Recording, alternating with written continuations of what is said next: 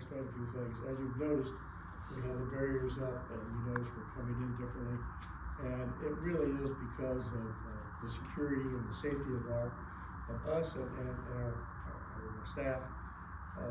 We all know, and we read the news all the time, of different things where people kind of go off the track and decide to make a name for themselves, and next thing you know, we have a tragedy. We just have been encouraged by our sheriff to maybe take some steps to kind of make ourselves a little bit safer here.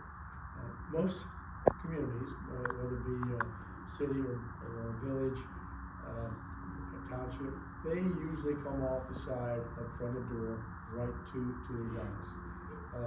We don't have that just because of the design. We're one of the few that cannot do that. Therefore, that's the reason that we have the safety protocol that we've put into place at this point. So, two things. We want to enter into an empty chamber, and we want to leave to an empty chamber.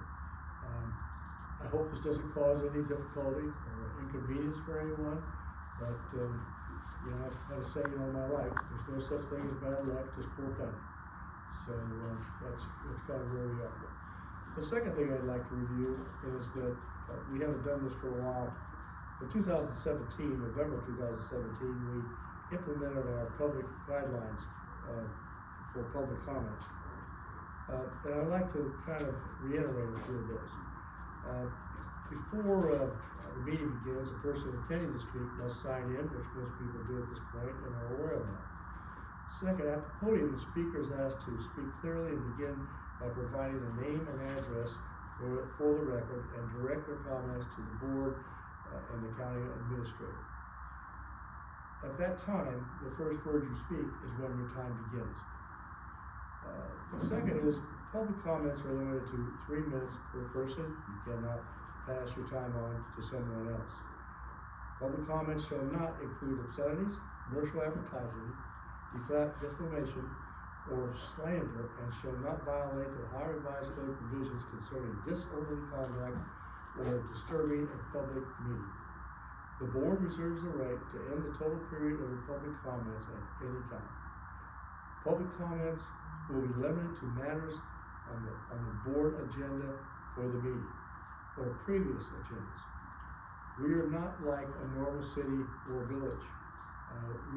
This is our business meeting. We don't pass laws, we don't pass ordinances. All we do in most cases, we are approving vouchers and resolutions that have come from the other elected officials or other departments. That's our main responsibility, is to oversee all expenditures that are being made by the other elected officials and departments and boards. Questions and comments on non-agenda type topics may be submitted in writing to the county administrator for consideration and response at a later time. Questions raised during the comment portion of the meeting will not be addressed.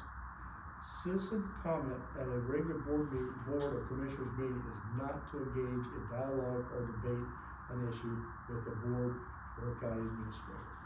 Commissioners will not act on comments except to direct the county administrator to review a matter, if needed, for discussion at a later date. That's kind of a Reader's Digest version. We have copies of this on the table if you'd like to take one before you leave for review. There's also one at the podium there. So I hope that's clear. I hope there's no questions, and we look forward to having a productive business meeting. Thank you.